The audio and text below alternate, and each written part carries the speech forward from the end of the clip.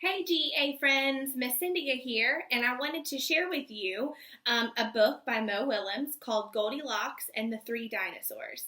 And as I read it, I'm going to challenge you to see if you can find pigeon hidden in the book somewhere. And I'll show you the page at the end. So, Goldilocks and the Three Dinosaurs. Once upon a time, there were three dinosaurs: Papa Dinosaur, Mama Dinosaur, and some other dinosaur who happened to be visiting from Norway. One day, for no particular reason, the three dinosaurs made up their beds, positioned their chairs just so, and cooked 3 bowls of delicious chocolate pudding at varying temperatures. "Oh boy," said Papa Dinosaur in his loud, booming voice, "it is finally time to leave and go to the, someplace else." "Yes," continued Mama Dinosaur, "I sure hope no innocent little succulent child happens to be by our unlocked home while we are, someplace else." Then the other dinosaur made a loud noise that sounded like a big evil laugh, but was probably just a polite Norwegian expression. The three dinosaurs went someplace else and were definitely not hiding in the woods waiting for an unexpected kid to come by. Sure enough, 5 minutes later, a poorly supervised little girl named Goldilocks came tramping along.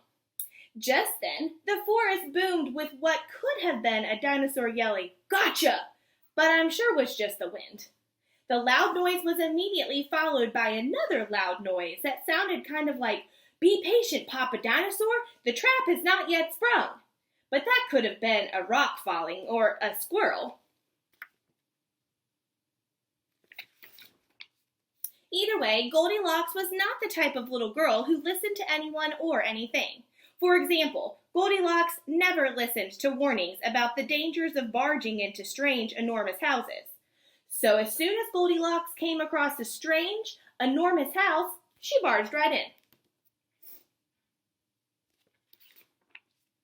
Inside, Goldilocks immediately smelled the 3 bowls of delicious chocolate pudding.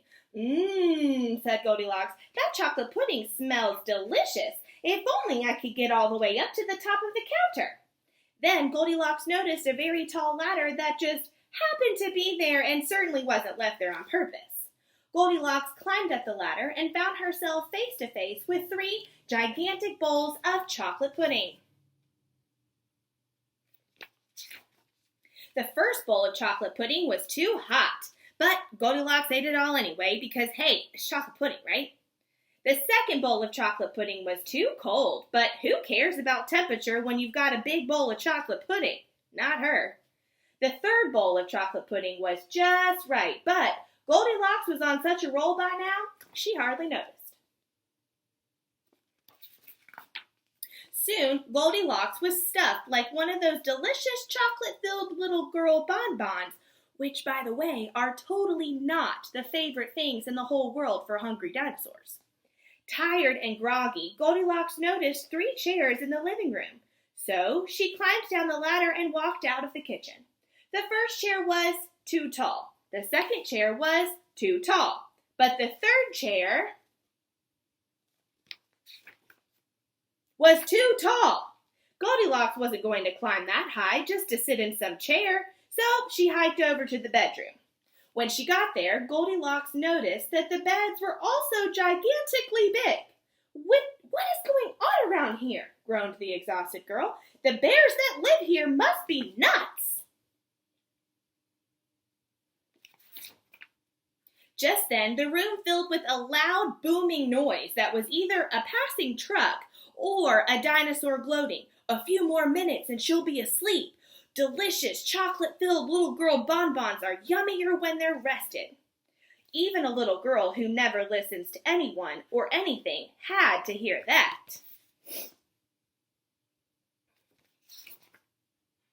Goldilocks took a minute to stop and think, which was longer than she was used to stopping and thinking. "Hey," she told herself, "this isn't some bear's house. This is some dinosaur's house." Say what you like about Goldilocks, but she was no fool. As quickly as she could, she ran out the back door and got out of there.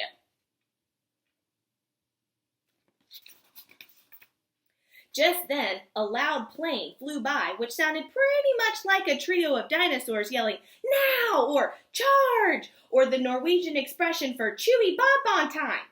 Suddenly, completely coincidentally, the three dinosaurs rushed through the front door, but they were too late. Goldilocks was gone, and all that was left in the house were three disappointed dinosaurs. The end. And the moral is, if you find yourself in the wrong story, leave. And the moral for dinosaurs is, lock the back door. So, did you see where he hid Pigeon throughout the book? I'll go back and show you the pages. He's in this one right here. He's in the cookie jar. You see his little head? He is also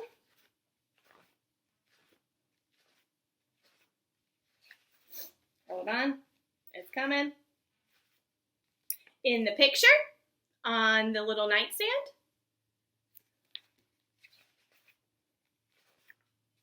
And that's it. I hope you enjoyed our story. And I know that I speak for everybody at GEA when I say that we miss you and we hope that you're doing well and we can't wait to see you. Have a great day.